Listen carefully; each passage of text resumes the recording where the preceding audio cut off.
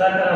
But ಯಾವುದೋ ಒಂದ್ಸರಿ ಏನೋ ಒಂದು ಸುದ್ದಿ ಮಾಡಕ್ಕೆ ಹೋಗ್ತೀವಿ, ಅಪಘಾತ ಆಗುತ್ತೆ, ಸಡನ್ಲಿ ಹಾಸ್ಪಿಟಲೈಸ್ ಬಂದು ತೋರಿಸ್ಕೊಂಡು ಒಂದಿಷ್ಟು ಸಡನ್ಲಿ ಕಷ್ಟ ಆಗುತ್ತೆ. ಇಂಥದ್ದು ಆಮೇಲೆ ಮಕ್ಕಳು ಓದಿಸ್ಬೇಕು, ಖಾಸಗಿ ಶಾಲೆಗಳಲ್ಲಿ ಓದಿಸ್ಬೇಕಾದ್ರೆ ಫೀಸ್ ತುಂಬೋದಾದ್ರೂ ಕಷ್ಟ ಆಗುತ್ತೆ.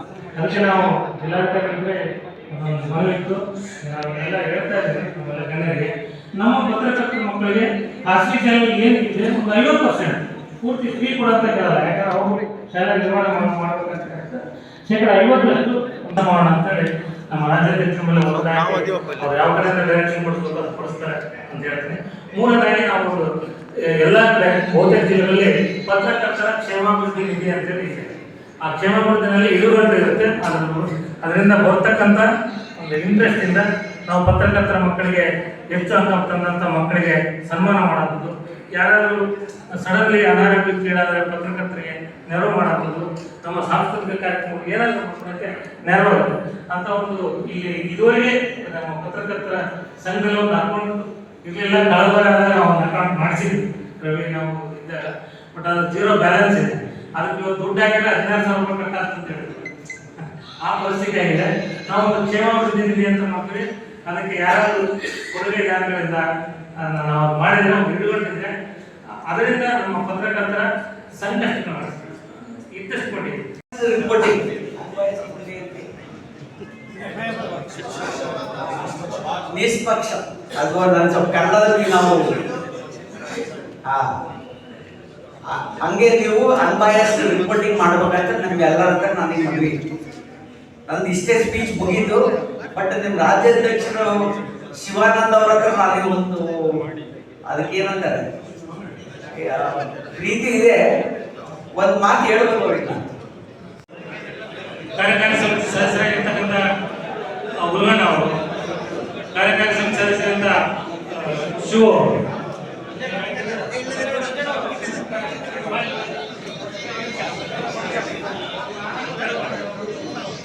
ಪ್ರಧಾನ ಕಾರ್ಯದರ್ಶಿಯಾಗಿರ್ತಕ್ಕಂಥ ನರಸಿಂಹ ತುಲ್ಕಣಿ ಅವರು, ಕಾರ್ಯದರ್ಶಿಯಾಗಿರ್ತಕ್ಕಂಥ ನಮ್ಮ ಕನ್ನಡಪ್ರಭ ಪ್ರಧಾನ ವರದಿಗಾರರಾಗಿರ್ತಕ್ಕಂಥ ಮಂಜುನಾಥ್ ಅವರು, ಕೆ ಮಂಜುನಾಥ್.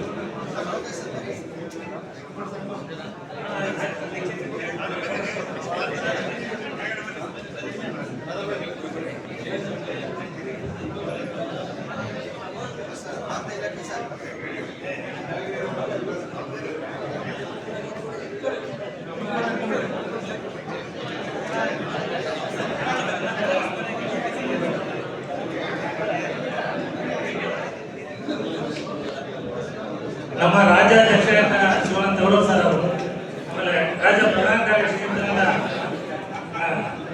ಲೋಕೇಶ್ ಅವರು, ಆಮೇಲೆ ಸೋಮಶೇಖರ್ ಕೆಂಗೌಡ ಸರ್ ಅವರಿಗೆ, ಕಾರ್ಯಕಾರಿ ಸಮಿತಿ ಸದಸ್ಯರನ್ನ ಕೆಳಗಡೆ ಇಟ್ಕೊಳ್ಳಿ ಮತ್ತು ಪದಾಧಿಕಾರಿಗಳಾಗಿರುವಂಥವ್ರು ಕೆಳಗಡೆ.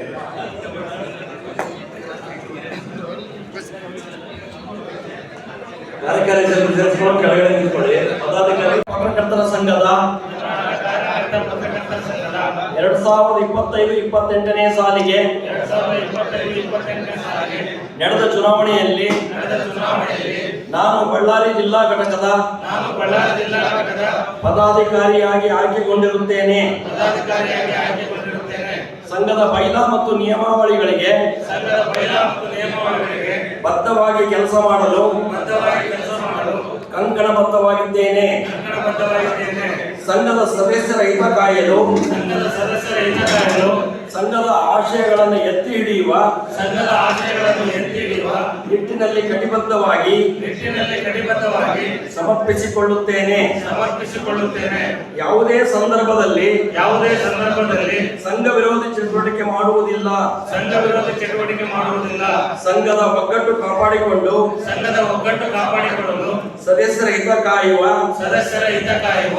ವೃತ್ತಿಘನತೆ ಹೆಚ್ಚಿಸುವ ಕೆಲಸವನ್ನು ಪ್ರಾಮಾಣಿಕವಾಗಿ ಮಾಡುತ್ತೇನೆ ಎಂದು ದೇವರ ಹೆಸರಿನಲ್ಲಿ ಪ್ರಮಾಣ ಮಾಡುತ್ತೇನೆ. ಎಲ್ಲರೂ ಅದೇ ರೀತಿ ನಡ್ಕೋಬೇಕು. ಎಲ್ರಿಗೂ ಶುಭವಾಗಲಿ. ಅಭಿನಂದನೆಗಳು.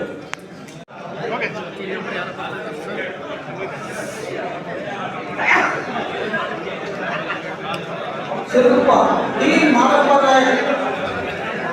Prajavani Arappa Nayak, N Somaiah, Arappa Nayak, N Somaiah, Raja Sab, B Puneeth Kumar, Ajay Singh Nagappa, Basavareddy R, Kotturu Pampapati, Hussain Nayak, Venkatesh, Prasad, Suramma, Chamaraja ಪ್ರಧಾನಿ.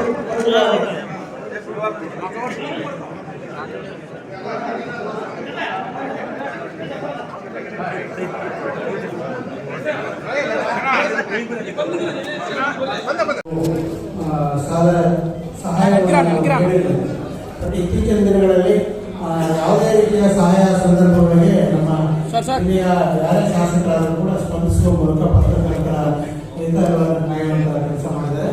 ಹಾಗಾಗಿ ಶಿವಾನಂದ ತಗಡೂರು ಅವರಿಗೆ ಧನ್ಯವಾದಗಳು. ಈ ಕಾರ್ಯಕ್ರಮದ ಯಶಸ್ವಿ ಸಹಕರಿಸಿದ್ದಾರೆ. ಬಳ್ಳಾರಿಯಲ್ಲಿ ನಾವು ಇಬ್ಬರನ್ನ ಜೋಡೆತ್ತುಗಳನ್ನು ಕರಿತೀವಿ, ನಮ್ಮ ನಾಗೇಂದ್ರ ಅವ್ರನ್ನ ಮತ್ತು ಭರತ್ ಅವ್ರನ್ನ. ಈ ಜೋಡೆತ್ತುಗಳು ಬಳ್ಳಾರಿಯ ಅಭಿವೃದ್ಧಿ ಕೆಲಸ ಮಾಡೋದು ನಮಗೂ ಖುಷಿ. ಪತ್ರಕರ್ತರಿಗೆ ನಿಮ್ಗೆ ಗೊತ್ತಿಲ್ಲ, ಈಗಾಗಲೇ ನಾಗೇಂದ್ರ ಅವರನ್ನ ವಿಶದೀಕರಣ ಮಾತನಾಡಿದ್ರು ಬಹಳ ಚೆನ್ನಾಗಿ. ಏನಂದ್ರೆ ಇಲ್ಲಿ ಯಾರ ಬಗ್ಗೆಯೂ ಪತ್ರಕರ್ತರಿಗೆ ಇದು ಬೇರೆ ಯಾವ ಉದ್ದೇಶಗಳಿರಲ್ಲ. ನಾವು ಎಲ್ಲರೂ ಬಹುತೇಕ ಬಳ್ಳಾರಿಯಲ್ಲಿ ಇದ್ದೀವಿ. ನಮಗೇನಂದ್ರೆ ಬಳ್ಳಾರಿಯಲ್ಲಿ ಒಂದು ಸಣ್ಣ ರಸ್ತೆ ಆದರೆ ನಾವು ಖುಷಿ ಪಡ್ತೀವಿ. ಯಾಕಂದ್ರೆ ನಾಳೆ ನಾವು ಓಡಾಡ್ತೀವಿ, ನಮ್ಮ ಮಕ್ಕಳು ಓಡಾಡ್ತಾರೆ. ಬಳ್ಳಾರಿಗೆ ಏನೇ ಅಭಿವೃದ್ಧಿ ಆದರೂ ಕೂಡ ನಮಗೆ ಸಂಭ್ರಮ ಆಗ್ತದೆ, ಖುಷಿ ಆಗುತ್ತೆ. ಈಗ ನೀವು ನೋಡಿದ್ರೆ ಬಳ್ಳಾರಿಯಲ್ಲಿ ಭರತ್ ರೆಡ್ಡಿ ಇವತ್ತು ಮೇಲೆ ಈಗ ವೃತ್ತಗಳನ್ನು ಅಭಿವೃದ್ಧಿ ಮಾಡಿದ್ದಾರೆ. ಟ್ರಾಫಿಕ್ ಸಮಸ್ಯೆ ಕಡಿಮೆ ಆಗ್ತದೆ. ಈಗ ಪ್ರತಿಯೊಂದನ್ನು ಕೂಡ ಪತ್ರಕರ್ತ ಗಮನಿಸ್ತಾ ಇರ್ತಾರೆ, ಪ್ರತಿಯೊಂದನ್ನು ಬರೀತಾ ಇರ್ತಾರೆ.